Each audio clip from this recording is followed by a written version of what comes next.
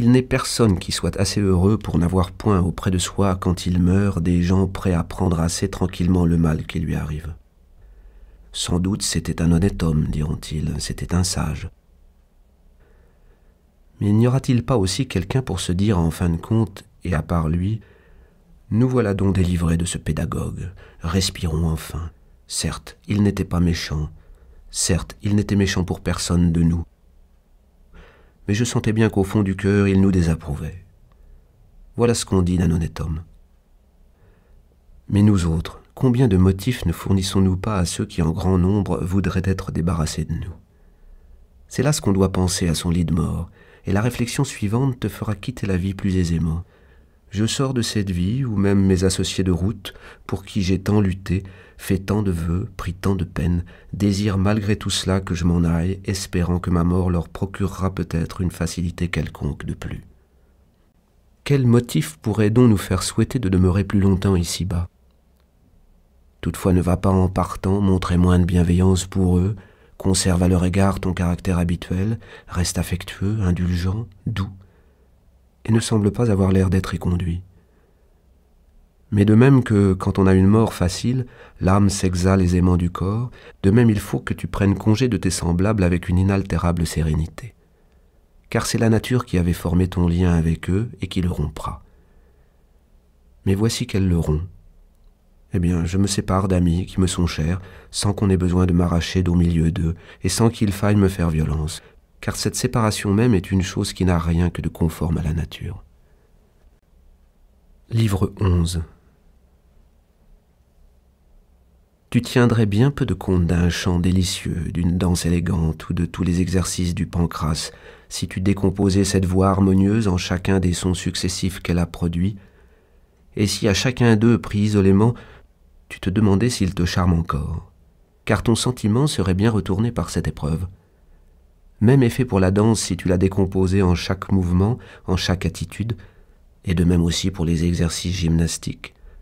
Ainsi donc, et d'une manière générale, sauf la vertu et tout ce qui vient d'elle, tu dois courir sur les détails et en les divisant, arriver à en faire bien peu de cas. Tu peux appliquer cette même règle à la vie tout entière. Que doit être l'âme qui sait être toute prête au moment où, nécessairement délivrée du corps, notre être doit enfin s'éteindre ou se disperser ou subsister éternellement?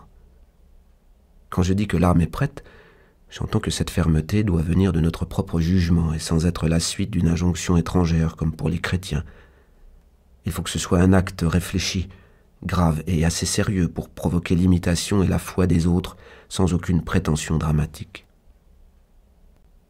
Le premier objet que la tragédie se soit proposé en nous mettant sous les yeux les événements de la vie, ce fut de nous rappeler que ces événements sont bien en effet dans la nature telle que la scène nous les montre, et que ce qui nous charme au théâtre ne doit pas nous accabler sur une scène plus grande. C'est qu'en réalité les choses doivent nécessairement se passer ainsi, et que ceux-là même les subissent comme les autres qui s'y crient le plus fort. Hélas, Cithéron, ô Cithéron. Les poètes tragiques ont parfois des sentences bien justes. Celle-ci, par exemple. Si les dieux m'ont frappé mes 2 enfants et moi, c'est qu'ils ont leur raison pour cette rude loi. Et cette autre. À quoi bon s'emporter jamais contre les choses? Et cette autre encore. Nos jours sont moissonnés ainsi que des épis. Et une foule d'autres maximes qui valent autant que celle-là. Après la tragédie fut inventée la comédie ancienne qui ne laissa pas de contribuer à l'instruction des hommes par sa franchise et de rabattre les vanités par la rudesse même de ses critiques. Aussi Diogène lui fit-il quelques emprunts. À la comédie ancienne succéda la comédie moyenne et enfin la nouvelle qui peu à peu dégénéra jusqu'à ne plus rechercher que l'art de la pure imitation. Réfléchis à ces détails, car il faut reconnaître que dans tous ces poètes, il y a plus d'une bonne chose. Mais au fond, quel est le véritable but que s'est proposé tout ce développement de la poésie et de l'art dramatique? Un rameau qui est détaché du rameau voisin ne peut pas ne pas être détaché de l'arbre tout entier. Tel est l'homme qui, en se séparant d'un seul autre homme, s'est détaché en même temps de la communauté entière. C'est une main étrangère qui coupe la branche, tandis que c'est l'homme qui se sépare lui-même de son prochain, qu'il déteste et qu'il fuit, sans se douter que, du même coup, il se retranche lui-même de toute la cité. Cependant Jupiter, qui a constitué l'association des hommes entre eux, nous a octroyé ce précieux don, à savoir que nous pouvons nous rattacher de nouveau à notre voisin et redevenir encore une partie intégrante de l'ensemble. Mais si cette séparation se répète souvent, elle rend pour le membre qui s'était isolé la réunion plus difficile ainsi que la réconciliation. Le rameau, qui dès l'origine a grandi avec le reste de l'arbre et qui a toujours reçu la même sève, ne ressemble en rien à celui qui, après un premier retranchement, a été regreffé dans le tronc, et c'est là ce que les jardiniers savent bien. On est donc tenu de pousser tous ensemble, si ce n'est de penser tous de la même façon.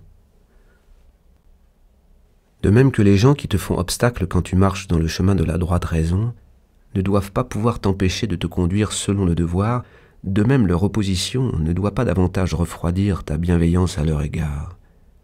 Il y a ici deux choses dont il faut également te préserver. La première, c'est de te laisser ébranler en rien dans ton jugement ou dans tes actes.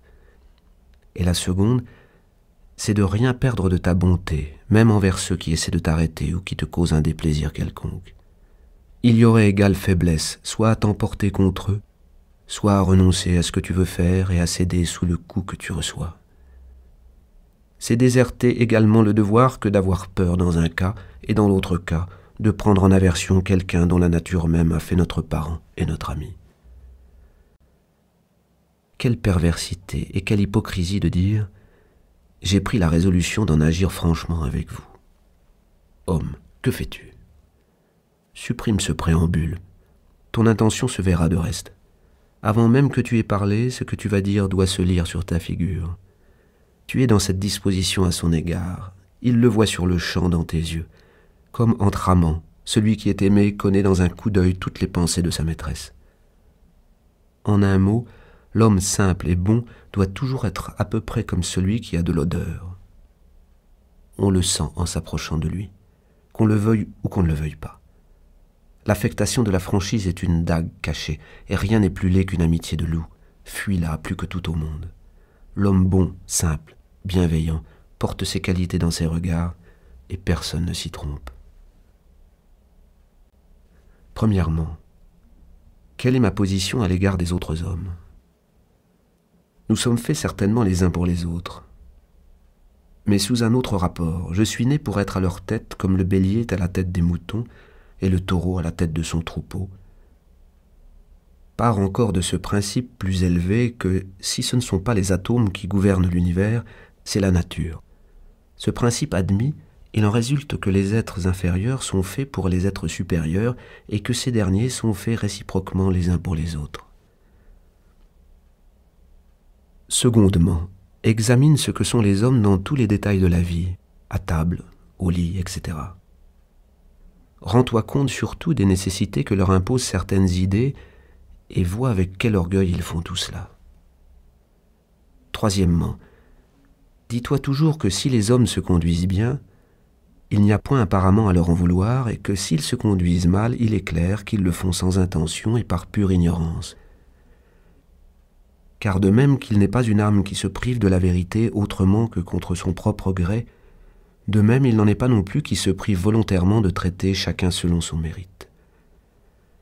C'est là ce qui fait que les gens se révoltent quand on les traite d'injustes, d'ingrats, d'avares, en un mot, quand on leur reproche quelques méfaits à l'égard de leur prochain.